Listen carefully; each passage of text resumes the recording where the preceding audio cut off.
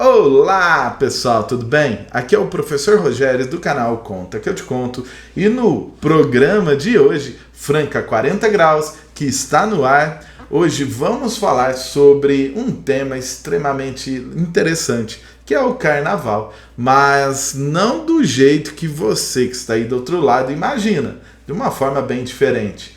Devido à grande repercussão entre os internautas e amigos, o bate-papo passado, não é? Foi impressionante. Eu aconselho você que está aí do outro lado a assistir.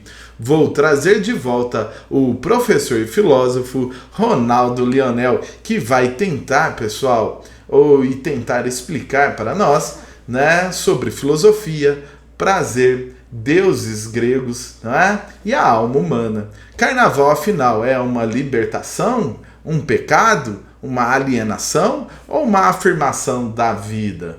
E para falar sobre carnaval, sobre Franca, sobre como o carnaval é feito em Franca, não é? Ou foi, né, o carnaval em Franca, e responder perguntas filosóficas sobre o tema, vem para cá professor Ronaldo Lionel.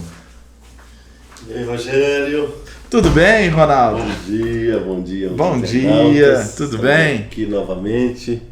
Prazer enorme estar aqui, acompanhado aqui do grande professor, grande mestre Rogério, que eu aprendi muito e aprendo muito com ele nos trabalhos que nós fazemos aí nas escolas de Franca, né? E região, né, Rogério? Com certeza, Ronaldo. E eu fico muito feliz também de estar recebendo aqui em casa.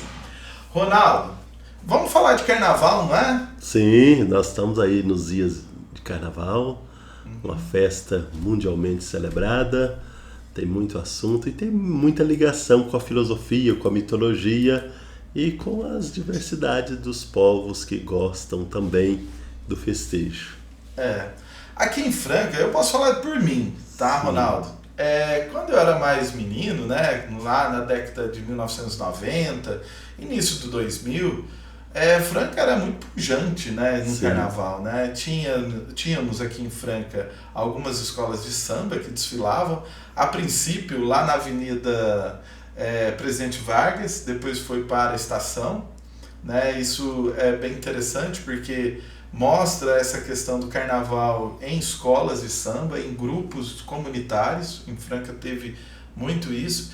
E também, Ronaldo, nós tínhamos aqui em Franca bloquinhos de carnaval. Não sei se atualmente, né, esses bloquinhos ainda existem, mas um clube aqui em Franca foi bem pioneiro, né, nesses blocos de carnaval e muita gente vinha de fora de Franca para curtir o carnaval em Franca no Clube Castelinho. Sim. Não sei se você já ouviu falar nesse clube. Já ouvi, e aproveitando o gancho seu e falando para os internautas, eu não sou francano, vim para Franca no ano 2001, mas um pouquinho antes de você, que sou um pouquinho mais velho, lá nos anos 80, eu era acompanhante de carnaval, lá na região que eu morava, lá em Carmópolis de Minas.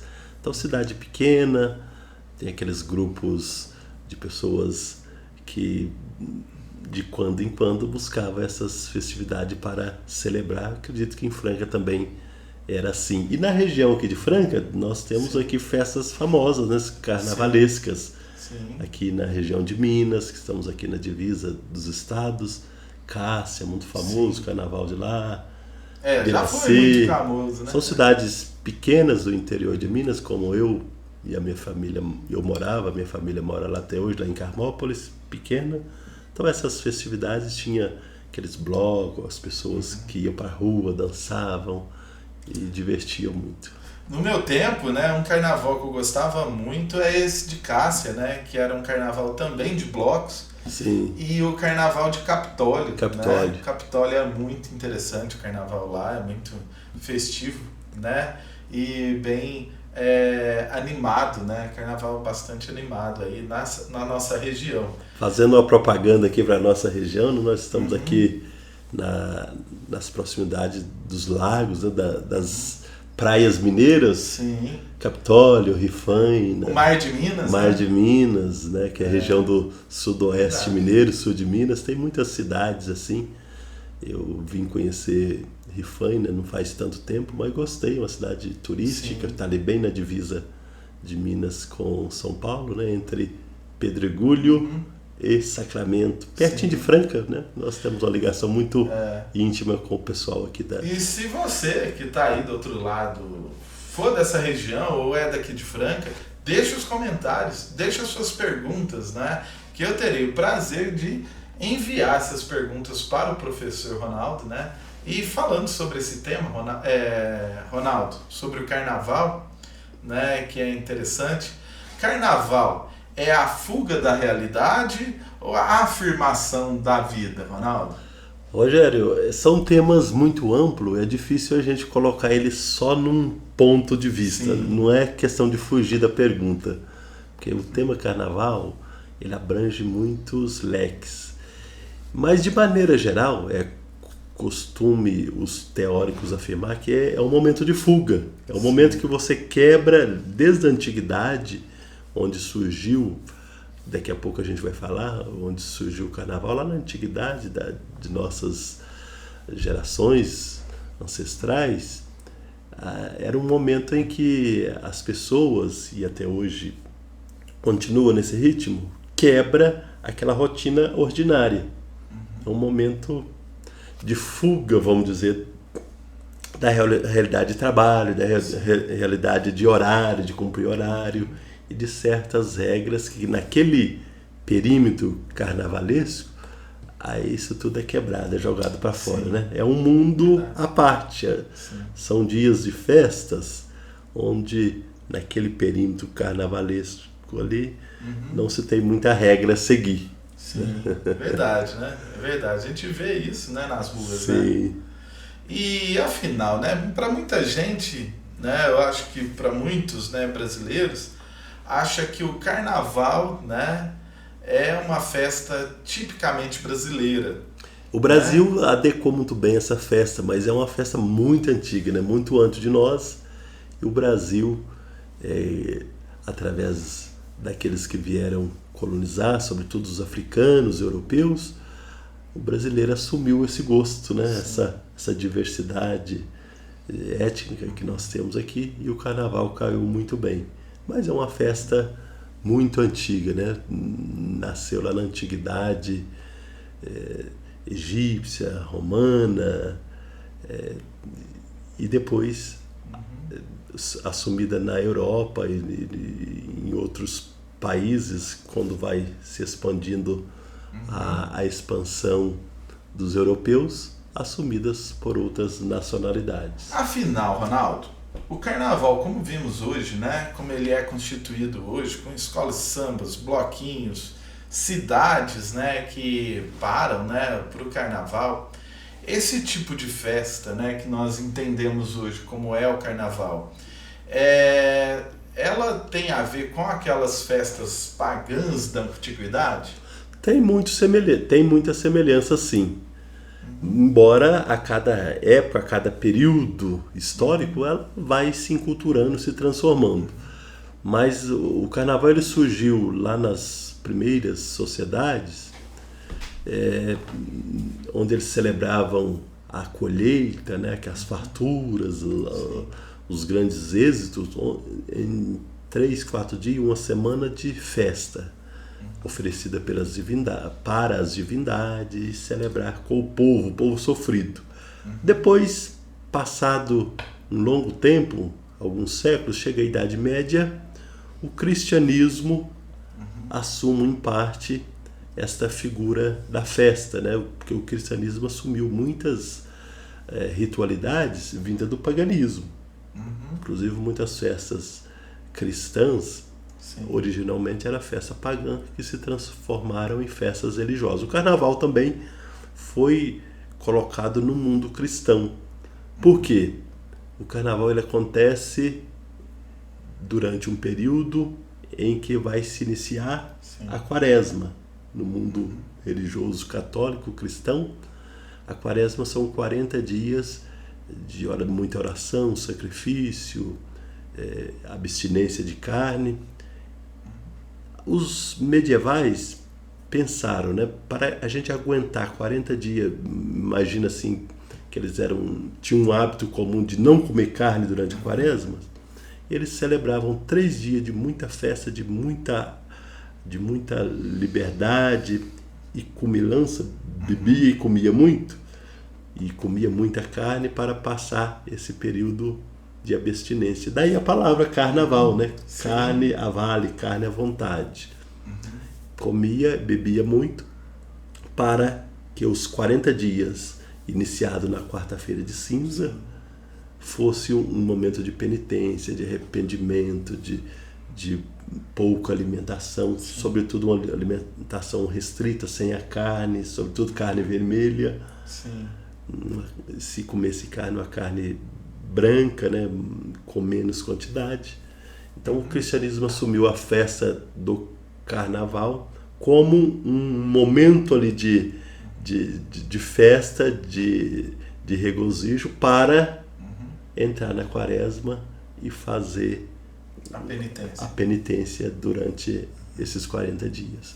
Mas, concluindo, ao longo do tempo, nesses últimos anos, nessas últimas décadas, ou talvez nos últimos séculos, o carnaval distanciou novamente da linha cristã, né? Da Sim. linha da igreja. Já não tem... acontece nesse período de pré-quaresma, mas já não tem mais essa ligação tão íntima com a espiritualidade cristã. Ah, sim. Então vamos voltar um pouco mais, né, professor Ronaldo? Vamos tentar nos lembrar da mitologia grega, né? Sim. E trazer as festas dedicadas ao deus do vinho, Dionísio, não é? Dionísio, grande Dionísio. Ronaldo, pode ser consideradas as festas para o deus do vinho, Dionísio, um certo ancestral aí do carnaval? Sim, com certeza, né? Dionísio é o deus da mitologia grega, filho de Zeus, um homem muito poderoso. Em contrapartida a Apolo, outro dia a gente fala de Apolo, em contrapartida a Apolo, Dionísio é aquele deus da farra, deus da diversão, da bebedeira, da algazarra, do prazer carnal. Então, essa mitologia grega traz em Dionísio uma prefiguração que a gente pode fazer essa leitura hoje das festividades mundanas hoje, inclusive o carnaval. Ah, interessante. E o que afinal representa essas festas da Grécia Antiga, ou representou, né? Essas festas da Grécia Antiga, ela representou mais uma questão de desordem ou ritual sagrado? O que você acha? Tinha as duas coisas. Algumas festas eram concentradas mais na desordem, outras festas ligadas mais ao mundo transcendental, como até hoje, a espiritualidade de crença. Mas algumas festas, e alguns estudiosos entendiam que o ser humano ele não é uniforme. O ser humano ele tem uma dicotomia. Pode ser a pessoa mais religiosa do mundo, que ela vai ter em seu jeito de ser duas forças, pelo menos duas forças, né? Uma que puxa para o bem e a outra que puxa para o lado da perversidade, vamos dizer o mal, o lado da perversidade. Sim. Aí vai das escolhas que a pessoa faz, né? Por exemplo, o pastor, o padre, o religioso, a religiosa, aquele que opta por uma vida mais dura, mais penitencial, não que ele não tenha vontade também de praticar, de festejar essas ações da mundanidade, que a gente chama da imanência, né? Dionísio e outros filósofos vão falar do mundo imanente. Nós somos seres do mundo, também temos essas tentações, embora a pessoa possa fazer escolha para um comportamento mais rígido, mais ascético. Imanente e transcendente. O mundo transcendente ele exige mais esforço, mais penitência, mais dono de si, sem expressar muito com o corpo e com a fala aquilo que às vezes o nosso instinto pede. Né? Daí o sacerdote, o pastor ou o crente mais assíduo na sua crença comporta de uma forma mais mais ascética, mais espiritual, embora também ele tenha diariamente as tentações da mundanidade. Afinal, Ronaldo, quando se dá para ter uma data, né, não específica, mas em que momento da história, quando isso aconteceu, né? O cristianismo incorpora o carnaval no seu calendário religioso e domestica, ou até pode, não sei, transforma essa festa numa festa cristã. Né? Acho que a palavra a gente pode usar assim que mais adequada, doutrina, né? Doutrina é essa festa Acho que seu pagã. relógio. Oh, é verdade. Aí o sinal tá batendo meio-dia. Não, mas vamos fazer a pergunta de novo. Faz aí. Quando o cristianismo, em que momento, né, que nós podemos citar aqui, em que época, o cristianismo incorpora o calendário ao seu calendário religioso, né? Ele, ao fazer isso, ele domestica o carnaval ou ele transforma essa festa? Ele domestica e transforma, né? Ao mesmo tempo. Foi lá no começo da Idade Média, né? O cristianismo ele começou os primeiros 3 séculos e depois a partir do 4º século, onde filósofos e teólogos como Santo Agostinho, Agostinho de Hipona, os primeiros padres da igreja, eles trouxeram da filosofia grega a doutrina para o cristianismo. E junto com esse mundo de estudo teológico, filosófico, trouxe também para o calendário cristão algumas festas. Por exemplo, antes de falar do carnaval, o Natal, por exemplo. Não necessariamente, teologicamente, que Jesus nasceu no dia 25. Naquela época não tinha nada registrado. O Natal era uma festa que tinha lá na antiguidade. Que era celebrada a festa do sol no mundo egípcio, naquele mundo antigo. E o cristianismo cristianiza essas festas, as festas do sol. Quem que é o sol para o cristão? Jesus. Jesus é a luz do mundo. Então traz a festa que era celebrada, o Deus Sol da mitologia, agora o Deus é Jesus, Deus feito homem.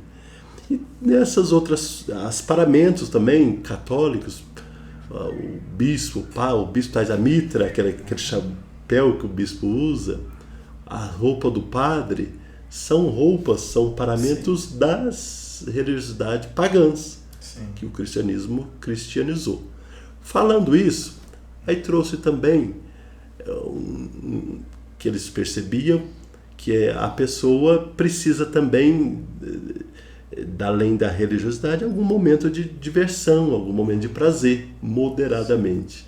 E o cristianismo enxergou nessa festa da colheita, que os primeiros homens e primeiros membros da sociedade celebravam o carnaval, trouxe para o período de pré-quaresma, né? Os 3 últimos dias que antecedia a quaresma, eles, na sociedade agora medieval, liberaram 3 dias de festa, onde tinha muita bebida, música, dança, comida, para que a pessoa bebesse bastante, comesse bastante, dançasse, até ficar cansada, para depois ela sentir a necessidade de descansar desses dias festivos e passar um período penitencial na quaresma, 40 dias, sem comer carne, sem beber bebida alcoólica, e um mundo de mais oração, de conversão, de penitência.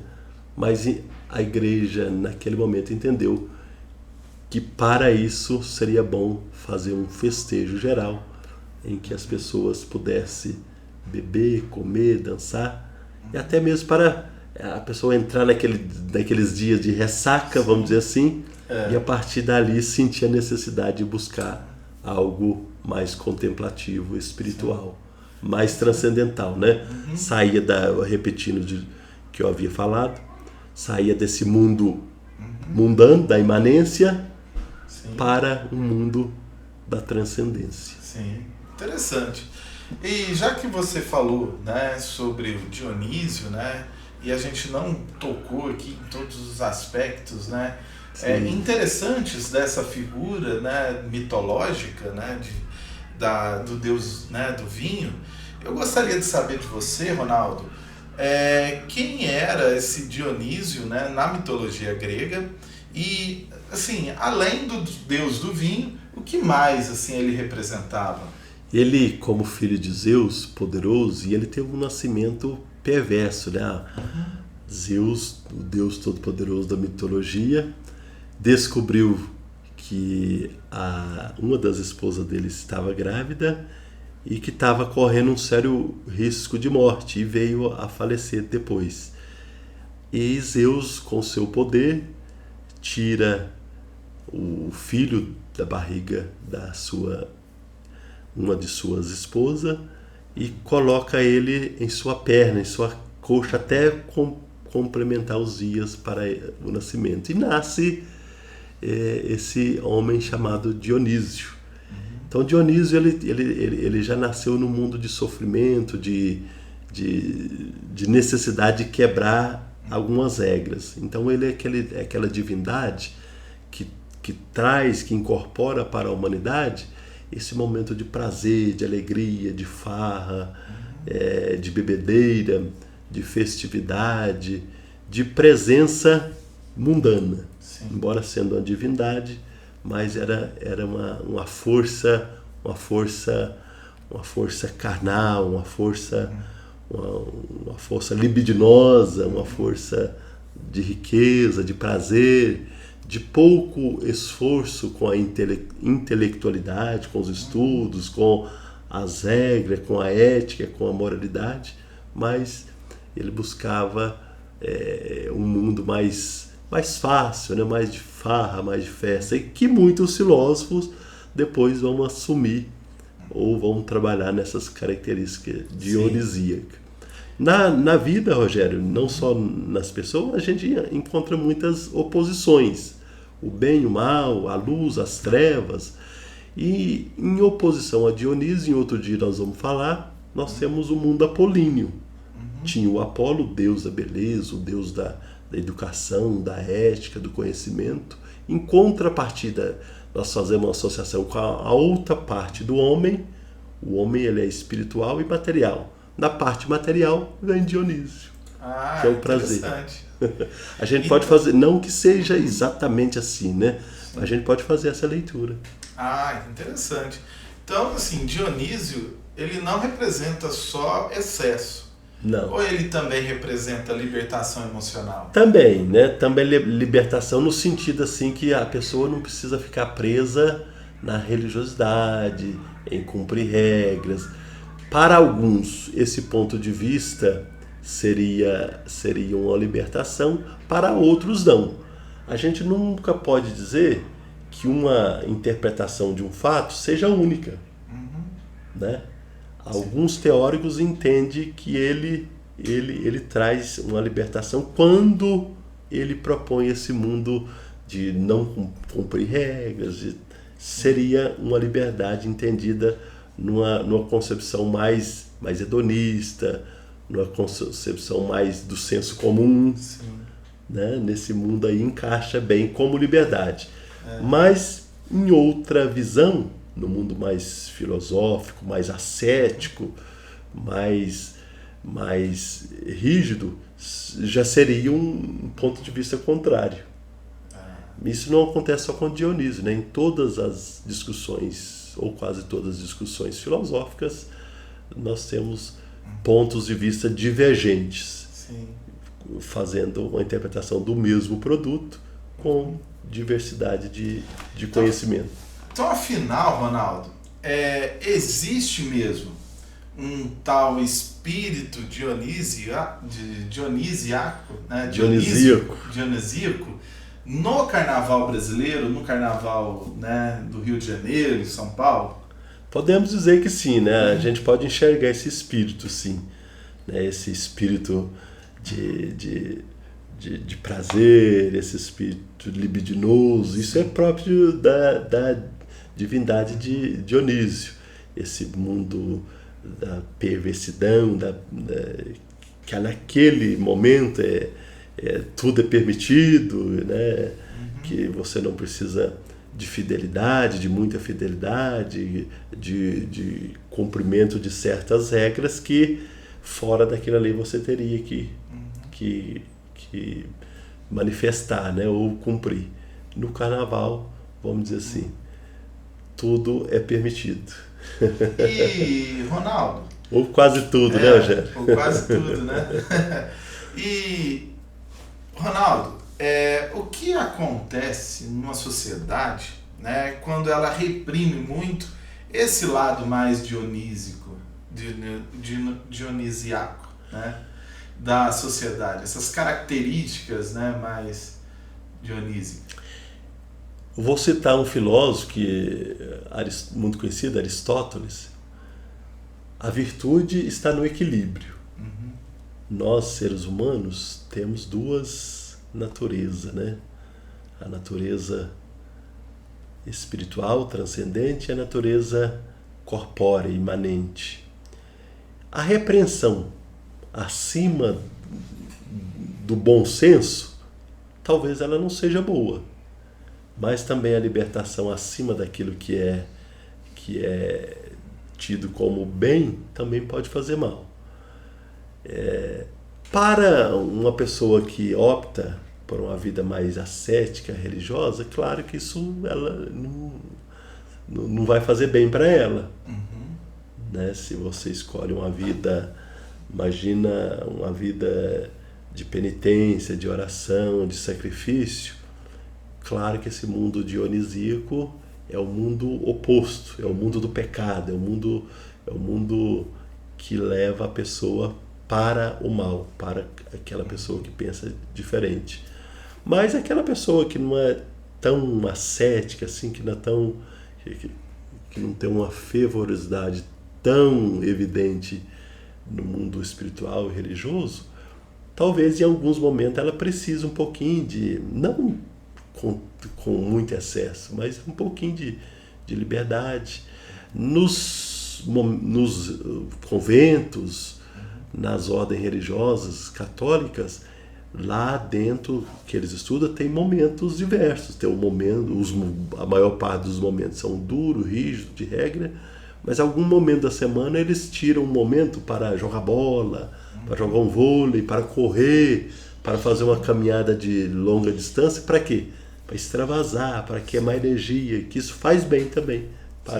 Que se o estudante ali fica só estudando, só rezando, só estudando, só rezando, talvez o mundo físico dele vai ser um pouco prejudicado. Sim, e é preciso desses momentos. Talvez não chegue nesse ponto de carnaval, mas em algum momento lá para jogar bola, dentro do futebol, ele corre, ele chuta, ele discute com o oponente, com o próprio colega. Isso faz bem. Tem um lado bom também. Tem um lado bom em que os padres, os formadores entendem que seja bom dentro de um certo limite, igual o próprio Dionísio, né? Mas sobretudo o filósofo que falava muito de Dionísio, depois nós vamos falar Epicuro, que falava o prazer ele é importante, necessário, mas com moderação. Já que você, Ronaldo, tocou nesse assunto, né? Epicuro defendia o prazer como uma finalidade da vida? Sim.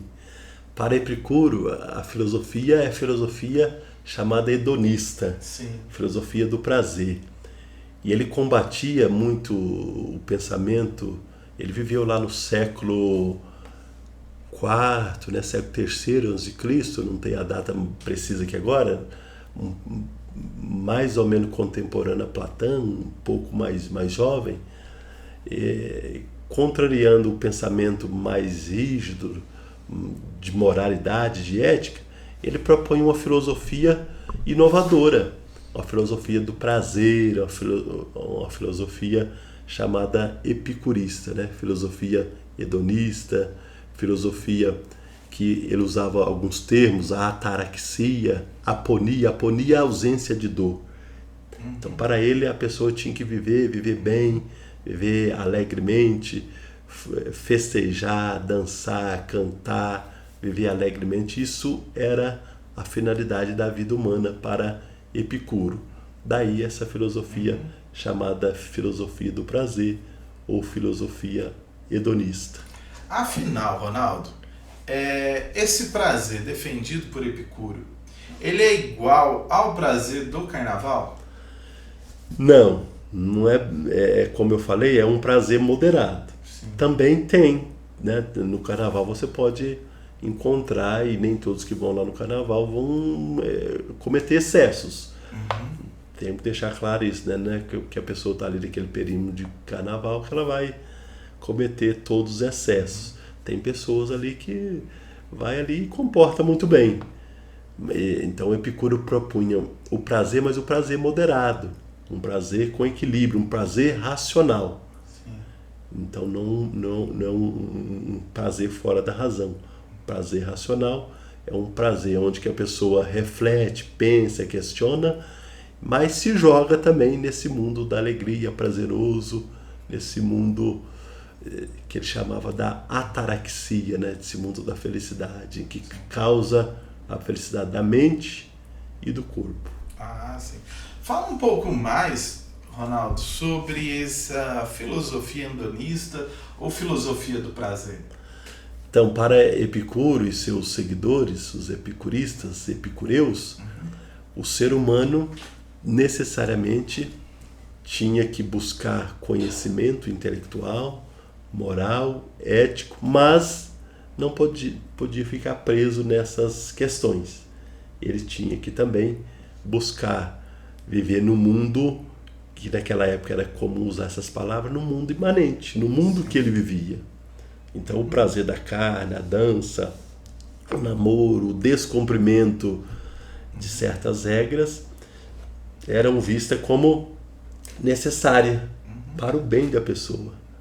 Então a palavra eudemonismo, ataraxia, ou seja, é o prazer racional, mas o prazer intelectual e o prazer da carne. Não necessariamente que tinha que cumprir regras para agradar o próximo. Para ele, Epicuro e seus seguidores, a pessoa tinha que primeiro agradar ela mesma, agradar seu corpo. Seu corpo Sim. pedia aquilo que não fosse tão absurdo, ele poderia ir e tentar contemplar aquele desejo. Ronaldo, explica para os nossos internautas, né, o que significa essa palavra que você falou, ataraxia, e essa ideia de imperturbabilidade, né, da alma, né, dentro dessa filosofia, dessa questão da ataraxia. Pensando aí na filosofia dele, de Epicuro, nós tínhamos essa dicotomia, corpo e alma. O corpo cobre uma coisa, a alma outra. Então a ataraxia é usada como a imperturbabilidade da alma. Você não vai perturbar a alma com coisas que vai sacrificar muito o seu corpo. Então era preciso você também festejar, viver no mundo de prazer, no mundo libidinoso, que mais tarde será grande fator de reprimenda no mundo medieval, né? Sim. A filosofia medieval vai na contramão desse prazer, desse relaxo, dessa ideia de descumprir as regras. Imagina assim, não era bem vista, adaptando a hoje, a Epicuro, um casamento no sentido cristão, que o casamento que é para a vida toda. Não estou dizendo que está certo ou está errado, mas ele pensava que se você ter essa obrigação de criar seus filhos, um casamento que dure para sempre, isso é sinônimo de sofrimento. Sim. O hedonismo pregava assim, você poderia ter relação com aquela pessoa, mas sem compromissos formais. Sim. Até quando fosse bom para você, bom para mim, bom para você. Não está sendo bom, você segue o seu caminho e eu sigo o meu. Se meu corpo também pede alguma coisa, que eu preciso fazer um sacrifício grande para não cumprir aquilo que o corpo pede, eu posso buscar aquilo de alguma forma. Sim. Então o hedonismo traz essa liberdade assim, de de comportamento baseando naquilo que faz bem momentaneamente, a felicidade momentânea. Sim. Então, para você, o que você acha? É possível viver, né, o prazer sem culpa? Aí vai da consciência de cada um. Eu, por exemplo, eu sou uma pessoa religiosa, católica, então quando eu cometo alguns erros, depois a culpa vem, né? Aquilo fica martelando por essa consciência de pecado. Sim. Mas a pessoa que não tem a consciência do pecado, a consciência do mal, ou a consciência ainda não tem uma formação ética bem feita, talvez ela vai ter menos culpabilidade. Sim. Embora o mal, quando ele é bastante grave, diretamente ou indiretamente, a pessoa tem a acusação, né? Sim. Pode ser o maior criminoso, a maior criminosa. Aquilo, o mal não faz bem. O mal faz mal para a pessoa que comete, para a pessoa que é atacada, mas também para a pessoa que comete. Nenhuma pessoa que comete o mal é feliz por cometer o mal. Sim. E afinal, Ronaldo, o carnaval é a busca pela felicidade ou uma fuga da angústia, né? O que seria essa questão aí dentro do carnaval, principalmente esse carnaval mais libidinoso, né, que a gente vê? Pensando nesse carnaval aí libidinoso, essa felicidade temporária, terrena, sim, o cara poderia responder que sim, o carnaval é a busca pela felicidade. Aliás, tudo que o homem faz, o homem e a mulher faz, é sempre buscando ser feliz. Seja no mundo religioso, ele busca cometer aquilo que ele comete, que é aquilo que ele procura, para ser feliz. Seja no mundo não religioso, no mundo mesmo do mal, o ser humano comete determinadas coisas pensando em ser feliz. Tudo que o homem faz, a mulher faz, é pensando na felicidade. Então, tudo que o homem busca, isso é trabalhado desde lá da filosofia antiga, também na teologia, o homem busca ser feliz. Embora, às vezes, escolhe o caminho errado. Sim. Quem comete um crime ou vários crimes, ele está imaginando que aquilo vai trazer felicidade para ele. Seja o dinheiro, seja mostrar que é machão, que é mais poderoso. Sim. Ele está pensando que aquilo vai trazer felicidade. Embora a felicidade fora do bem, ela é impossível. Sim. Não existe. Pode até imaginarmos que exista, que a gente consiga, mas não consegue. A felicidade você consegue a partir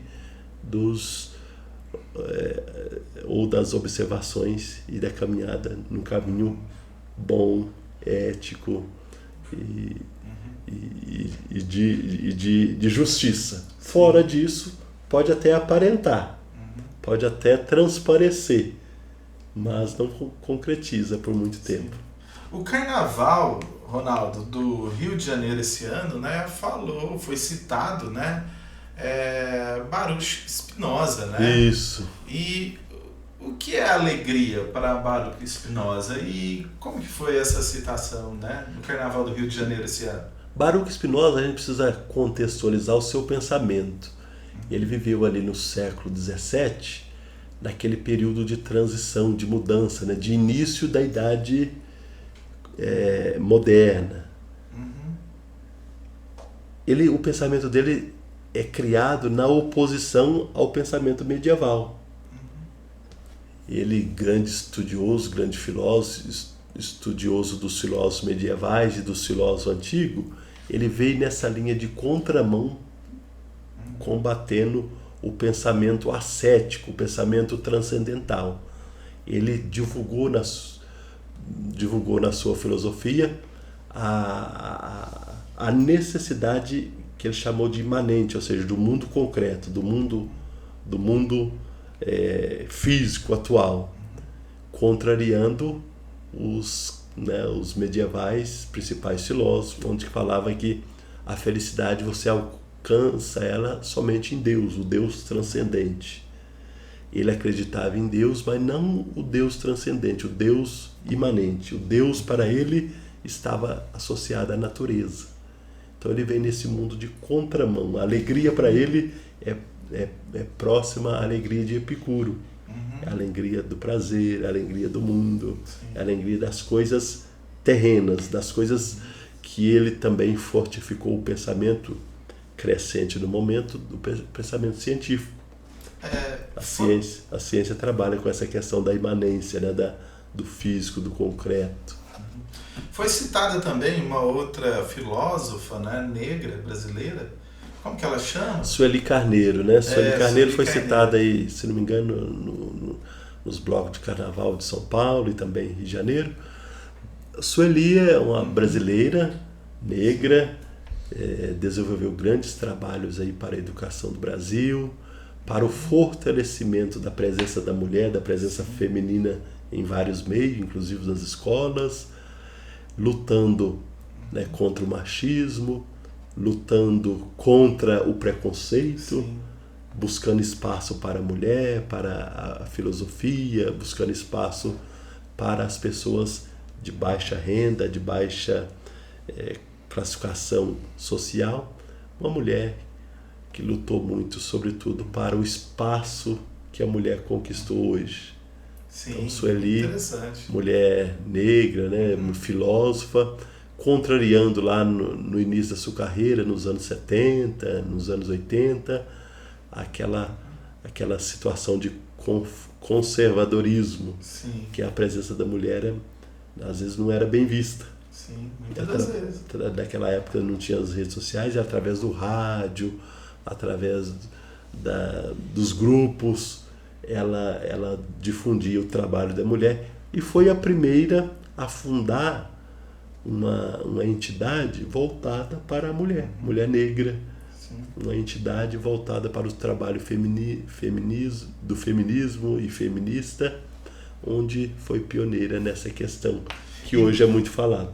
Por muito tempo, né, na história da humanidade, a mulher foi vista, né, como um cidadão de segunda classe. Segunda classe. Então ela teve, imagina lá nos anos 60, 70, 80, ela teve que lutar muito para ter voz, para buscar seu espaço e junto com o espaço dela, trazendo outras pessoas também e incentivando outras pessoas também a lutar por essa conquista ou por essas conquistas, por liberdade, por espaço no poderio de voz e no poderio de trabalho e de manifestação. É uma escritora brasileira, Sueli Carneiro. Sueli Carneiro, grande abraço aí, né? E leiam, pessoal, os livros, tanto do Baruch Spinoza, Sueli Carneiro. Sueli, né? Carneiro. E para falar sobre essa questão, né, de mulheres empoderadas, né? A alegria aumenta a nossa potência de existir? Sim.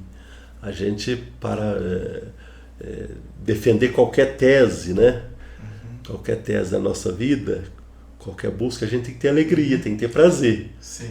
Imagina você atuar numa área que você não tenha prazer. Sim. As dificuldades sempre tem. Qualquer área que você for seguir, professor, igual o Rogério eu sou, a gente tem alegria, mas também tem grandes desafios e tem dificuldades. Sim. Outra área que a gente for trabalhar também, vai encontrar isso. Mas é preciso ter alegria. Que a alegria, ela é a base para você ter força para buscar os seus objetivos. Imagina um atleta profissional. A vida diária de um atleta não é fácil. É de muita dor, sofrimento, né? De muito treinamento. Mas tem que ter alegria naquilo que se faz para ser um campeão, para ser um vencedor. E assim também nós, simples mortais. Apesar das dificuldades diárias, dos desafios, eu tenho que ter alegria naquilo que eu faço. Acho que a alegria de todo professor é o brilho nos olhos, né? O brilho nos olhos. O brilho nos olhos eu acho que revela todo professor, né? Quando você ensina e você percebe que aquele indivíduo, aquela pessoa, aquela criança, aquele adolescente aprendeu, parece que brilha os olhos, né? É uma coisa muito legal, muito que nos alegra muito. Usando o termo da filosofia, uma coisa que transcende essa tristeza e vai para a alegria, né? Sim, é verdade. Olha que o dia a dia de professor não é nada fácil no no Brasil. Brasil, Muito difícil. É verdade. Podemos dizer, Ronaldo, que o carnaval é um momento de autêntico, né?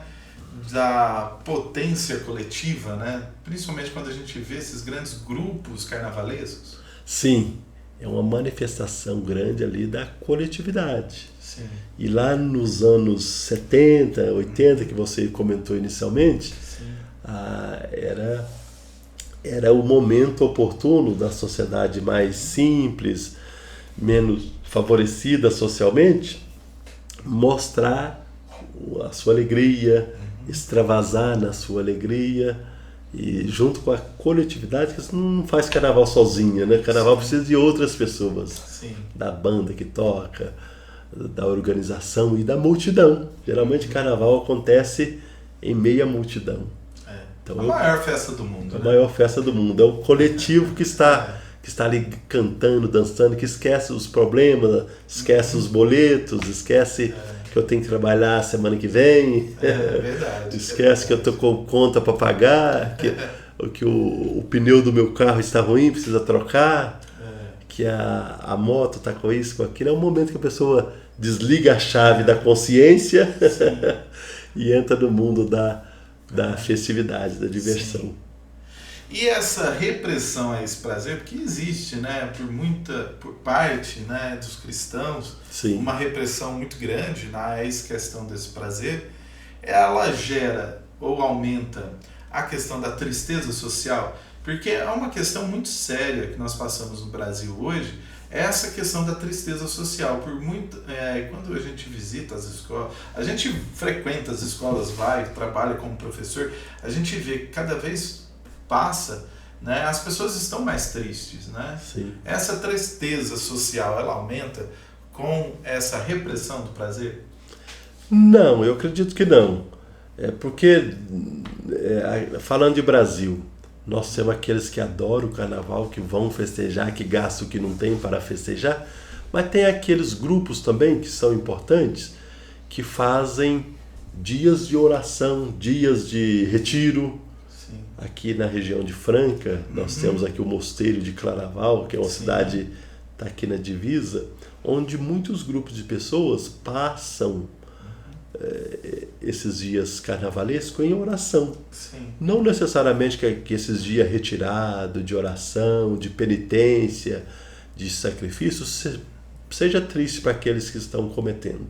Sim. Eles rezam para eles, rezam para as pessoas que foram para o carnaval, para que nessa dicotomia entre bem e o mal, o bem possa prevalecer para todas as pessoas, independente daqueles que foram ou não foram, daqueles que não foram e também daqueles que foram.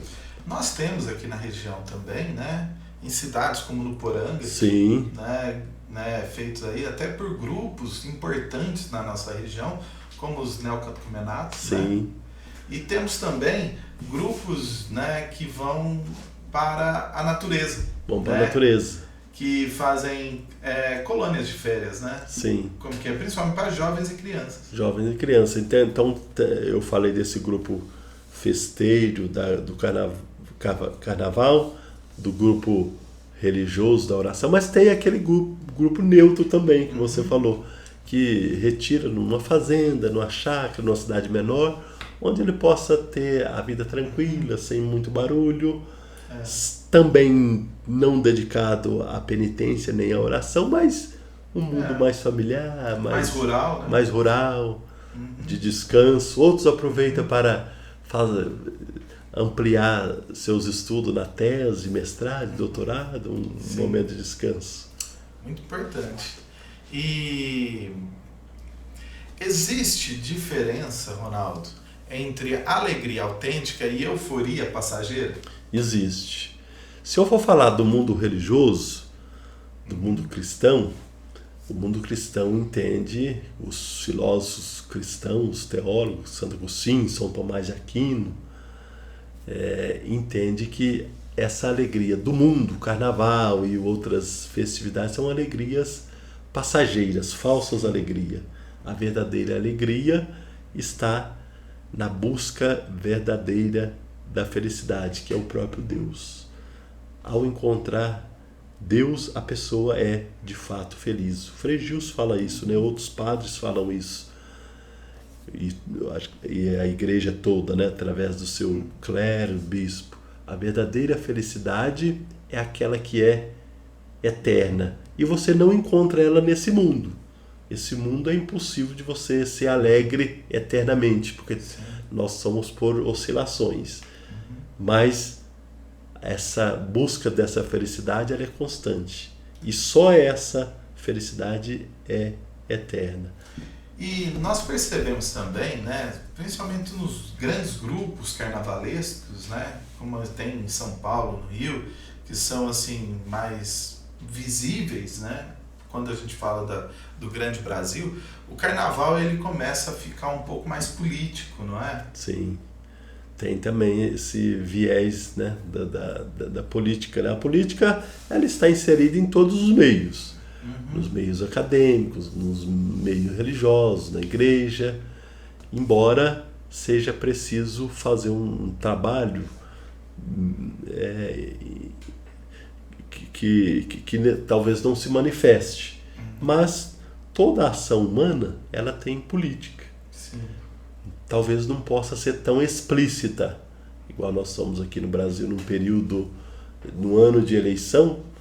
Então os políticos não podem fazer explicitamente alguns apoios, algumas aparições, algumas falas que podem ser interpretadas como um momento de discurso político que tem o período que é permitido judicialmente, por lei. Mas pode acontecer alguma situação em que a ação possa ser mais política do que mais social. Mais esse social. ano, né, provavelmente pode acontecer, né? Pode que esteja acontecendo ou poderá vir a acontecer. Sim. E o carnaval, né, ele é um espaço de crítica social e expressão cultural? O carnaval, sim, né? Os blocos carnavalescos, nos desfiles das escolas de samba, eles sempre trazem algum tema, igual os filósofos mesmo que são apresentados, e alguma alegoria, criticando alguma situação do passado. A escravidão, o preconceito, a violência, o feminicídio, são formas festivas que combate algum tipo de crime, algum tipo de preconceito. Além de estar festejando, dançando, igual a música. A música carnavalesca também, igual a música comum, em algum momento trouxe ou traz esse viés de críticas, esse viés de manifestar uma conscientização popular para combater ou não praticar determinadas situações. Interessante. E a questão do corpo, né, no carnaval, tanto do homem, né, quanto do corpo da mulher, ele é uma certa libertação ou mercantilização, né, da supervalorização do corpo durante o carnaval? Ele é mais um mercado, né? Hoje em dia está muito na moda, né, o culto ao corpo. Nós somos muito narcisista. Sim. Né? O narcisismo tomou conta da sociedade. Então, nessa eficiência das redes sociais, da fotografia, da exposição do corpo, o carnaval é um desses locais apropriados para que aquela pessoa que tem um corpo privilegiado, vamos dizer assim, fazer a propaganda do seu próprio corpo ou ganhar seguidores nas redes sociais. Isso é verdade. Através do corpo. E existe uma certa, principalmente por parte, às vezes, dos religiosos, né, dos cristãos, uma certa hipocrisia moral na forma como julgamos hoje o carnaval? Pode ter, né? Pode ter. Não, a gente não pode generalizar que todo comentário seja favorável ou adverso, seja hipocrisia. Mas pode ter sim, né? Como em outras esferas da vida também. Nem todos aqueles que estão falando, criticando, têm um comportamento modelar. Sim. Às vezes quem está criticando nesse quesito comporta mal tão quanto ou pior do que aquele ou aqueles que eles estão criticando, que elas estão criticando. Pode haver hipocrisia, ou também pode ser uma questão que não seja hipocrisia. Tem as duas situações, né? As duas vertentes. As duas vertentes. Depende de quem, do ponto de vista de quem fala, e também se a pessoa tem moralidade, se tem cunhão para falar daquilo, né? É verdade. Isso é importante, Ronaldo. E afinal, né? Vamos tentar imaginar, vamos no campo da imaginação, né? Que é extremamente importante dentro da filosofia, né? O campo da imaginação. Sim. Epicuro e Spinoza, se tivessem vivos hoje, né?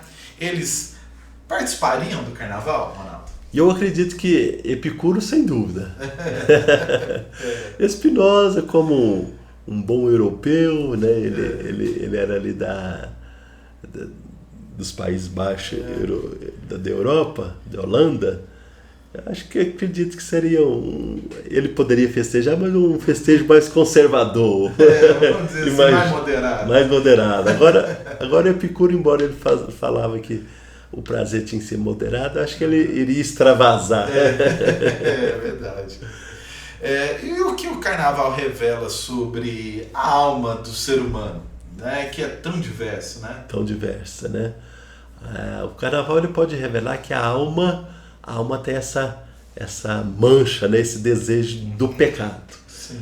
A alma em si, ela né, espiritualmente falando, ela tem sede e desejo de Deus. Mas também tem a parte de Adão, né? Parte de Eva e de Adão, que é a busca desse prazer, do hedonismo, esse prazer libidinoso. Então o carnaval revela isso, que o ser humano também, apesar dele ser visto certinho, bem vestido, tem algum momento que ele gosta de extravasar, né? de alguns desvios. Sim. E uma sociedade, sem imaginar, né? Sem carnaval, seria mais moral ou mais triste? O que você acha, Ronaldo? Então, pergunta difícil, né? Acho que seria mais moral. E eu acho que sem o carnaval é difícil a gente pensar uma sociedade assim hoje. Eu acho que essas festas são importantes, mas talvez fazendo algumas correções, evitando excesso, né? Evitando alguns comportamentos, algumas propagandas que não sejam legais.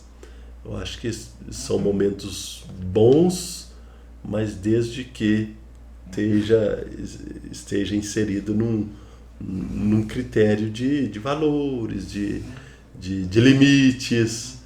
Como a gente pode fazer um paralelo para as pessoas compreenderem bem o que a gente está querendo falar? Aqui no Brasil nós temos uma prática, uma cultura muito elevada sobre o futebol. Sim. Torcer para o futebol. Né? E ali dentro do campo futebol tem uma teoria que ali tudo pode. Um agride o outro, às vezes até espanca violentamente, e não tem, ou quase não tem punição, raramente não tem, porque é um mundo à parte. A gente poderia trazer isso para o carnaval. No futebol não deveria ser assim. A pessoa que vai para o campo de futebol torcer para qualquer time não deve cometer qualquer tipo de crime, não agredir ninguém, mesmo que o outro seja adversário. E daí? Não tem problema nenhum. Eu sou atleticano, Atlético Mineiro. Vou lá torcer para o Galo Mineiro. Se tiver um cruzeirense do meu lado, para que eu agredir? Tem necessidade? Não tem. No máximo a gente pode divergir de pensamento, né? Não agressão física, nem verbal. Também no mundo do carnaval também. Não é porque está naquele mundo de carnaval que a gente não precisa pensar em questões de moralidade, de ética, de um bom comportamento. Ainda bem que você levantou essa questão, Ronaldo. Eu até estava lendo esses dias para trás que não só o brasileiro, né? Isso eu acho que está acontecendo no mundo inteiro. As pessoas estão confundindo adversário com inimigo. Sim. E são questões extremamente diferentes. Diferente. Né? O que você acha a respeito dessa sociedade que está confundindo, né? A gente tem muitos adversários, mas não tem inimigos. Não deveria ter inimigo. A gente, nas aulas que você também de história, eu de filosofia também de história, a gente tem muita oportunidade, ou até pouco tempo tinha mais, de fazer debates. Sim. Hoje em dia é tudo mais... São menos oportunidades, porque já é tudo cronometrado. Mas eu evito muito fazer debate em sala, porque hoje em dia criou-se a cultura, o hábito de não respeitar a opinião do outro. Sim. A sua opinião, por mais diferente que seja da minha, por mais divergente, ela tem que ser respeitada. Sim. Tem que ser respeitada. Você tem o direito de ter aquela opinião. Eu tenho o direito de não concordar. Quando eu não concordo e você não concorda comigo, a gente não precisa brigar. A gente não é inimigo, a gente é adversário naquela questão, naquele quesito. Mas tem outras coisas que a gente pode pensar igual. Sim. Isso pode acontecer no mundo do futebol. Não é a camisa da cor desse time que vai fazer que seja melhor. Não é porque eu encontro na rua com um torcedor de outro time que eu preciso manifestar qualquer tipo de agressão, seja verbal ou seja muito menos física. E também no mundo político. Sim. No mundo político acontece também essa rivalidade, né? Essa inimizade por causa de opinião. É falta de conhecimento, né? Falta de estudo, é falta de estudar mais, de pensar mais, de usar mais o campo racional. Sim. E menos o emocional. Irracional, né? Porque o inimigo é irracional, né? O inimigo é irracional. Agora o opositor é racional. É racional, exatamente. Verdade. É o eterno combate, né? Entre razão e emoção. Sim. A gente tem as duas. Tem hora que você fala alguma coisa que instintivamente eu tenho vontade de retrucar de forma agressiva, mas a razão tem que falar mais alto. A razão sempre deve falar mais alto, né? Mais alto. E é por isso que nós fazemos aqui, né, esse bate-papo para melhorar aí a razão, né? Falar um pouco sobre a razão. Por isso da importância, Ronaldo, das ciências humanas na escola. Sim, o que você acha? Muito importante, né? Faz muita falta essa discussão, não doutrinação. Muitos enxergam as aulas de história, de sociologia, de filosofia como doutrinação. Não existe isso. Existe busca de conhecimento, né? Busca de liberdade. E liberdade não é falar o que quer. Muita gente, Rogério, quando você pergunta assim lá na aula, o que você entende, aluno, por liberdade? 99,9% vai falar, professor, liberdade é fazer o que você quer. Tá certa a resposta? Não. Liberdade não é fazer o que quer. Liberdade é ter poder de escolha. Ninguém pode fazer o que quer. Por quê? Se eu imagino que eu posso fazer o que quer, eu estou sendo irracional. Sim. Uma pessoa ética, uma pessoa cidadã, ela não faz o que quer. Ela faz aquilo que é correto. Nem sempre o que eu quero é o correto, mas eu tenho que fazer o correto, não o que eu quero. Você tem vontade de xingar uma pessoa, isso toda hora acontece com a gente. Não posso fazer, não é que eu tenho vontade, eu vou fazer. Eu tenho vontade de fazer uma crítica a uma pessoa, seja por sua roupa ou qualquer outra situação, não é que eu tenho vontade que eu tenho que fazer. Primeiro eu preciso ver se posso fazer, se é local de fazer, o tom de fazer, se é necessário fazer. Tem que ter uma reflexão ética. Sim. Então, e voltando para a questão, né, do carnaval, é possível viver o espírito de carnaval, né, que nós conhecemos o ano inteiro? Pode sim, né? O espírito de carnaval pode ser vivido, mas na maioria dos momentos ele tem que ser cerceado, porque você tem que voltar pela realidade, né? E a realidade diária, ordinária, cotidiana, ela não combina com essa situação de carnaval. Embora espiritualmente você pode imaginar o carnaval como uma situação de alegria, de prazer mental. Você pode ter essas alegrias internas, não necessariamente na prática. É verdade. E o prazer, ele pode ser filosófico? Pode, a filosofia sim é prazerosa.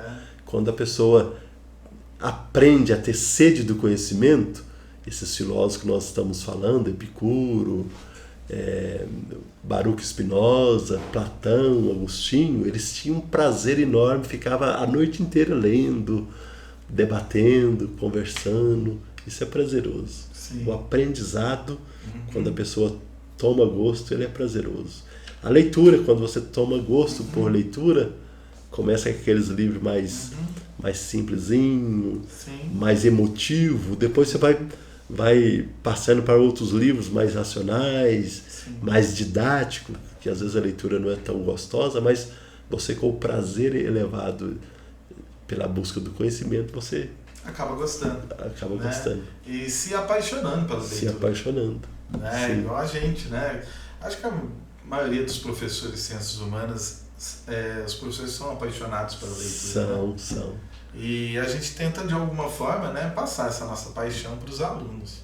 E a leitura a gente não vai fazer para copiar o que o outro pensa. É a partir do que o outro pensa eu criar a minha capacidade intelectual, né, de criticidade, de reflexão, de aceitação e também de aprendizado com o outro. Se o carnaval revela algo sobre o ser humano, né, que nós vimos aqui no bate-papo de hoje, o que ele realmente revela? O carnaval revela, principalmente, que o ser humano precisa, em algum momento da sua vida, dessa libertação, né? Dessa libertação de trabalho, de acordar cedo, de doutrinação de horário de almoço. Às vezes o dia a dia a pessoa passa por, sobretudo a camada mais pobre, um momento assim de privação de certas coisas que ela momentaneamente não pode adquirir. No carnaval, imagina que seja um mundo assim que favorece ao outro lado, né? Gastar mais do que pode, fazer economia um longo período do ano para ter reserva para aquele momento, né? Então o carnaval revela isso, que o ser humano também precisa disso. É importante. Né? Faz parte. E você pode encontrar o carnaval não só no carnaval, de repente uma partida de futebol seja um momento carnavalesco para alguns. O momento de uma festa de 15 anos, o momento de um bailinho. Naquela época lá dos anos anteriores, tinha muitos bailes aí nos interiores. Aqui em Franca tinha muito, né? Na década de 90. As casas de dança, né? Como é que chamava lá as casas que tinha dança? Showzinho, né? Showzinho que tinha. As boates, as discotecas, né? Isso mesmo. Então são esses lugares que a pessoa iam ali ou vão nesses lugares para quê? Para distrair, para sair da rotina cotidiana. Verdade. A sociedade brasileira, enfim, né? Ela lida bem com essa ideia de prazer ou ainda carrega muita culpa, principalmente culpa religiosa? Sim, nós somos uma sociedade culturalmente tradicional, religiosa, em que muitos estão tentando quebrar esse viés cultural. E eu enquanto praticante da religiosidade, eu acho bom o comportamento religioso. Mas tudo precisa como já dizia Aristóteles, de equilíbrio. Não tão ao céu, nem tão na terra. Né? A virtude está no equilíbrio, a virtude está no meio. É uma frase aristotélica que viveu lá nos séculos antes de Cristo, que é válida até hoje. Sim. Acho que a felicidade está no equilíbrio, né, Ronaldo? Está no equilíbrio. Né? Tudo, Os né? extremos não contribuem muito, né? Os extremos não contribuem muito para a felicidade, nem para a saúde mental, nem a saúde física. Eu acho que o segredo da vida está no equilíbrio. Equilíbrio. É, isso mesmo. Que é difícil, né, de alcançar. Às vezes a gente até alcança, mas facilmente você deixa escapar. Verdade. O equilíbrio não é nem um pouco fácil. Não. E a filosofia, né, oriental fala muito dessa questão do equilíbrio. Sim, né? trabalha muito com a mente. Né? Sim. Trabalha a próprio budismo, né? Trabalha sobre a questão da meditação. Meditação, da mentalidade, da força da mente. Da força da mente, isso mesmo. O mental é muito importante. Para os orientais, essa questão do equilíbrio é a palavra, forte. né? A palavra tem muita força. O nosso pensamento tem muita força. Se eu for uma pessoa muito tristonha, tudo está ruim, tudo está negativo, e eu expresso muito essas palavras ou comporto favorecendo esse tipo de questão, parece que essa força negativa atrai mais e vem com mais força. Se a pessoa é positiva, se ela busca falar, se ela não necessariamente falar com palavras, mas com seu corpo, com a sua mentalidade, coisas positivas, que é vencedora, que é feliz, que é alegre, que está bom, também essa força aproxima dela e vai levando ela para locais e lugares melhores. Eu acho um pouco, né? Não sei se eu estou certo, mas o mundo conspira, né? Então, assim, o seu pensamento, né, atrai. Né? Atrai. Se você tem um pensamento positivo, não sei, né? O mundo parece que atrai coisas positivas, né? Sim. Verdade.